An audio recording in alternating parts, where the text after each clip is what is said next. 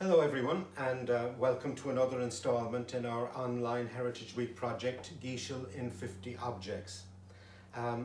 These are 50 or so objects that have helped to shape Geashill and make Geashill what it is today. Today we will be examining this object, a book, The Realities of Irish Life by William Stuart Trench, one of the most divisive figures in 19th century Irish life. Trench was a land agent who ran the Digby estate in Geashill from 1857 to 1871, and he also spent some time managing estates in County Monaghan and in Kenmare in County Kerry. The book is a collection of accounts of events in his life, very much from his point of view, events from his childhood, schoolboy escapades, right through to executions which he oversaw while in County Monaghan. These episodes are illustrated by his son, John Townsend Trench, and they're illustrated in a style that depicts him very much as a heroic, tall, brave figure facing down, almost invariably, an angry Irish mob. Now, we're looking at a man who has been roundly criticised for breaking leases, for a policy of encouraging, if not forcing, immigration, and for cruelty in his dealings with poor people. But he was also a man who oversaw the rebuilding of Geashill pretty much as we see it today.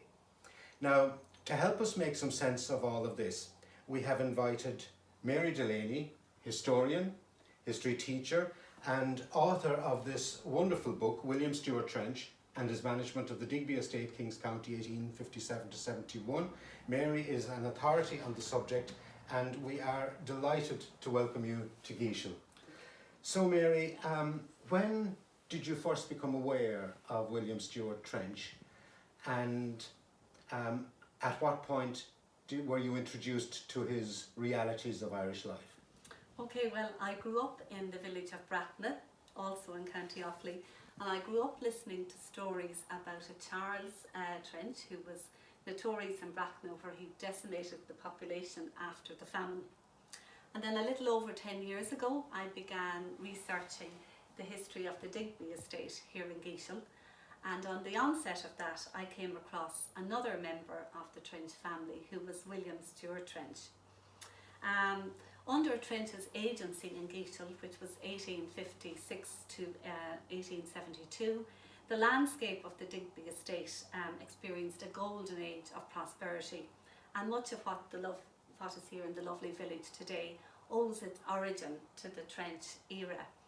And I suppose Trench came from a new brand of agents. When we think of land agents, we think of evictions and collecting rents, but the new brand of land agents were more multifunctional. They were magistrates, they were accountants, they were engineers, they were architects, and so on. And Trench and his two sons came from this new group of land agents. He was born actually in Laois, near Ballybrittis. He grew up in Glenmalire House, and he was educated in Trinity College, Dublin.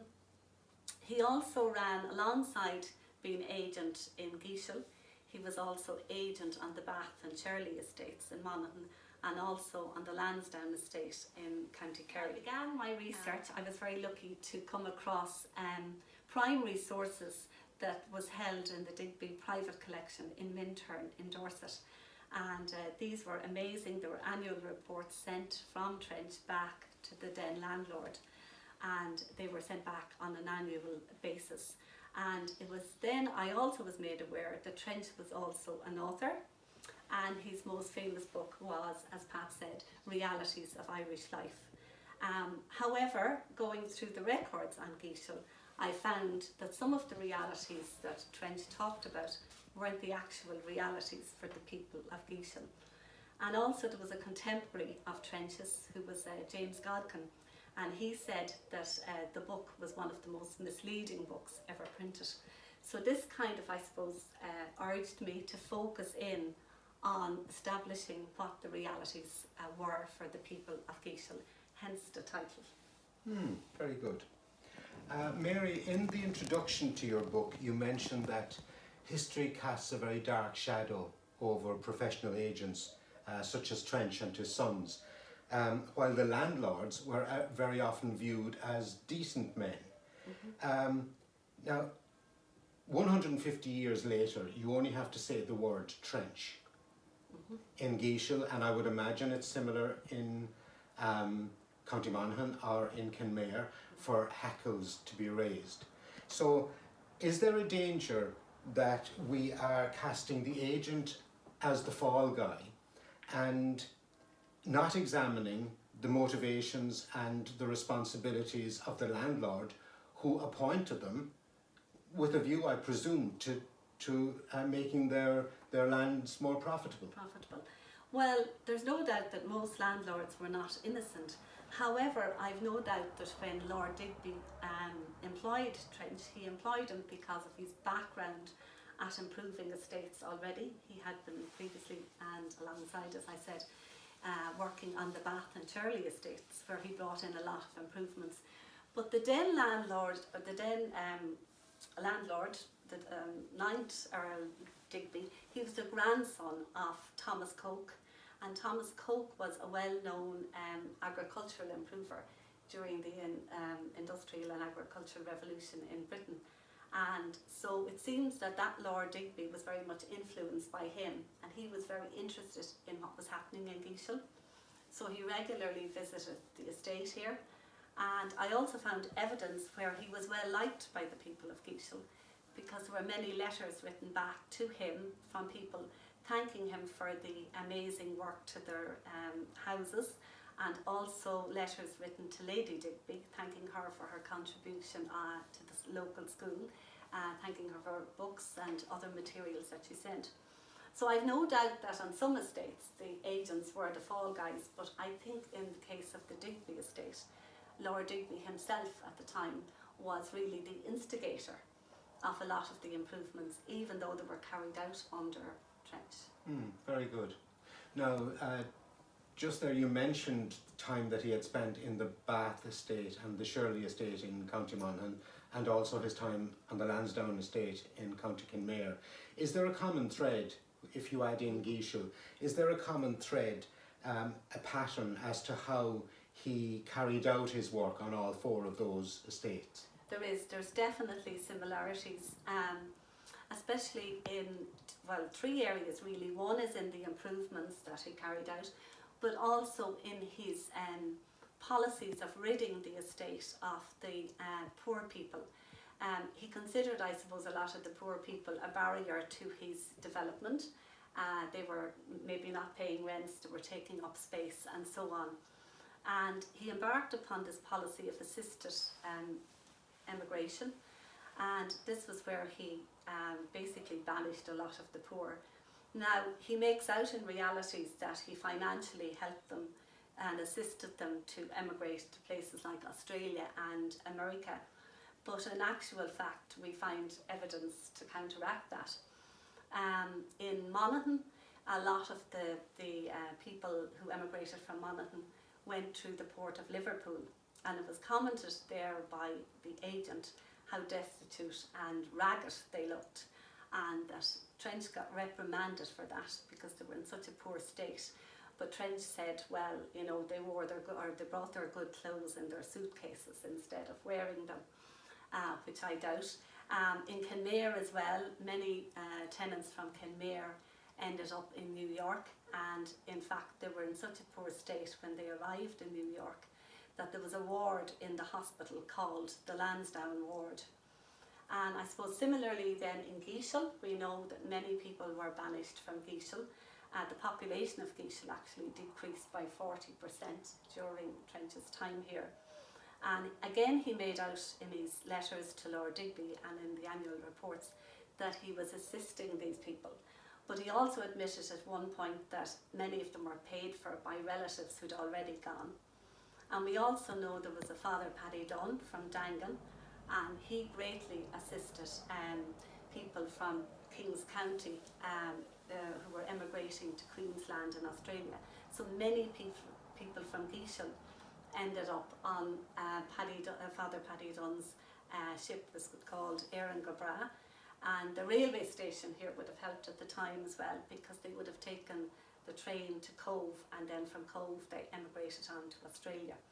So that was definitely a common trend from all 4 estates. Another common trend was the reaction of the people to his agency and to his policies, and that led them to become involved in secret societies. So here in Geashill we had ribbon men, and they were very active, and Trench also used a spy network to try and find out what the ribbon men were up to. And in particular in Geashill he had a lady called Mary Delaney, and he brought her up from Kenmare to spy on the activities of the ribbon men in Geashill. And it was a bit strange because she refused to speak to Trench or to Thomas Weldon, but she said she would speak to Thomas Townsend. So they brought him up from Kenmare, and I suppose you kind of questioned the relationship they might have had, because when he addressed her she said, oh well, you know, bedad, I often seen you before, sir. So, you know, there may have been a little affair going on, but anyhow we don't know that for sure. But she worked in Crosskeys in the pub, and she spied on the ribbon men because that's where they used to meet. So she did give him names of the ringleaders, and he was also informed that there was a plot to kill him and his son. So after that he was always accompanied by 2 policemen. He had his home all barricaded and fortified and so on. And similar in Monaghan, the very same thing more or less happened. He was made aware that there was a threat on his life. The ribbon men in Monaghan were known as the Molly Maguires, and it was an episode in a little village called Macra, whereby he was serving an eviction notice on the tenants, and he was pinning it up on the church doors. So he was surrounded then by the local tenants and by the Molly Maguires, and it turns out then that the police shot at the crowd and a young boy was actually killed. There was an inquest into that, but of course it was inconclusive, the results. And then on the way home he paints a very dramatic event in his book of how he was attacked by the Molly Maguires, and he was left black and blue and bruised and left for dead. But a local newspaper a few days later said that yes, there was a brawl, but that 2 Catholic priests accompanied him home safely, and he wasn't in the state that he makes out he was in. So yeah, so they were the main similarities, and also of course with the improvements. Very good. Now he has been credited with considerable improvements, improvements in the barony, and not just to the land, but also to the homes that people lived in, the Geashill, as we mentioned earlier, that we more or less see today. How do you estimate these contributions to the village, and to what extent did the poorer tenants benefit from them? Right, okay, well there's no doubt that the village was practically rebuilt by Trench. As I said, he eliminated the poor people in order to make way for the improvements. One of the biggest problems he dealt with when he arrived was subdivision of land. And so one of the first things he did was he levelled all the land, he levelled the hedges and the ditches, and he laid out all the land anew. He that facilitated him to introduce new farming methods and more modern techniques and so on. And as a result of that, he was able to grow crops like turnips, maize, and even rapeseed, which is actually still grown today in the same area between Geashill and Tullamore. The whole village of Geashill got a facelift as well, as in he did up all the old cottages. The thatched cottages were removed, and he created new stone cottages with slate roofs. A new road was built from Geashill to Tullamore. The new school was built, and not only did this enhance the village, but it also claimed Lord Digby's recognition abroad, where they won prizes in the Agricultural Society of Ireland and also in the Paris exhibition. I also came across a reference to a Russian village, and I wondered what that was, but it was where he found it very difficult to maintain labour during the summer months. So in order to keep them on the estate working, he had this idea of building these 12 timber houses which could be taken down and removed and built somewhere else. And this was his way of keeping the people on the land, the labourers on the land. And he seemingly got this idea at the Paris exhibition. So I thought this was a real novel way of maintaining the people on the land. It was very much the same in Monaghan. There was a trend as well. There's similarities in the design of cottages on the Bath estate. He also built a new school in Monaghan, many new schools in Monaghan, and in fact the poet Patrick Kavanagh attended one of Trench's schools. And there's an interesting piece of evidence whereby Patrick Kavanagh's grandfather was the headmaster of one of the first schools that Trench built. He was called Patrick Keaveney, and he seemingly got a local lady pregnant. And as a result, Trench wrote to the Board of Governors and had him dismissed from his job. When that baby was born, he was christened as a Kavanagh, which is, we think, a mistranslation of Keaveney. There's a sister, Una Agnew, who has done recent research on Patrick Kavanagh, and it seems that that man who was dismissed ended up working in a workhouse school in Tullamore, and he actually married a lady from Geashill, from Mary Delaney, from a place called Ena outside Geashill. So that was an amazing connection there as well. He also had huge social control over the tenants, and in fact in Monaghan and in Kenmare, anyone who wanted to get married had to seek his permission first, and this was because it would upset the subdivision of land and so on. Now, I haven't found that this was the case in Geashill, but I'm sure it was. Very interesting. So Mary, having looked at some of those the positive impacts that he had, what would you view as the most objectionable policies that he might have enacted in Geashill or on the other estates? And I'm thinking, I suppose, of how these would have adversely affected tenants. So one of the first challenges when he arrived in Geashill was the fact that there were lots of tenants in arrears, and also lots of leases were broken. So that was certainly very objectionable. But also in his treatment of squatters, he found squatters, he called them lazy, and he felt that they were worthless to the estate because they never contributed anything. So at that time there were lots of people living along in mud hovels in the barony, and also here in the village of Geashill. And he maintained to Lord Digby that he offered them financial assistance to get rid of them, but other stories would counteract that. And one such case was how Thomas Weldon Trench treated two ladies in Geashill village in 1861 on a Christmas Eve. There was a 72-year-old lady who was arrested for begging for a halfpenny, and she was called Jane Egan. And that very same evening he had another lady who was a 79-year-old woman called Alice Dillon, and he had her incarcerated in Tullamore jail for begging for a cup of sugar. And she was so traumatised by the whole event, she died while she was in jail. So there was an inquest into her death. But when it came to court, most of the members of the jury were tenants on the estate here in Geashill. So obviously he was not found guilty. However, he was reprimanded by the Lord Chancellor, and he said that he threatened to remove him as magistrate, and also he warned him that if this should happen again, that he would be removed. Oddly enough, this case has never appeared in any of the Digby records, nor is it mentioned in Realities of Irish Life. So once again arguing my case that the realities in his book weren't the only realities experienced by the people of Geashill. Very good.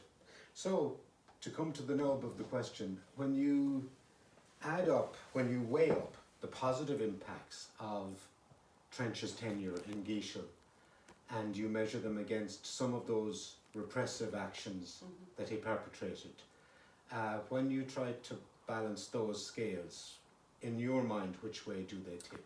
Okay, well, there's absolutely no doubt that Trench's physical legacy in Geashill was a positive one, and he did create a golden age of prosperity in the barony, and indeed the lovely village of Geashill owes its origin and can be accredited to the work of the two Trenches. Therefore his memory should be a positive one. But unfortunately folklore does not reflect that, and it tells a different story as to how Trench is remembered. And while not always true and accurate, it does give us a good indication of how people felt about the land agents at the time. And in fact the folk tales of Monaghan paint a very dark picture of Trench, and they say that the rats devoured his corpse before it could be buried.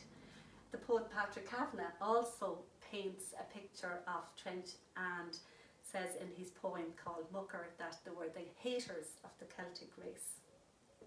Now the two Trenches died, the father and son who were in Geashill, they died within a few weeks of each other in 1872, and they were buried in Moyne in Monaghan, and their headstone has been completely defaced, which kind of reflects the legacy that they've left behind them in Monaghan as well.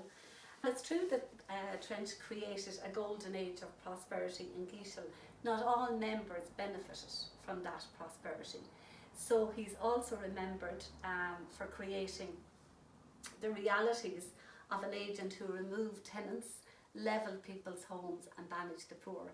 And therefore I'd argue that his realities are not the true realities that were in Geashill. Mary, that was wonderful.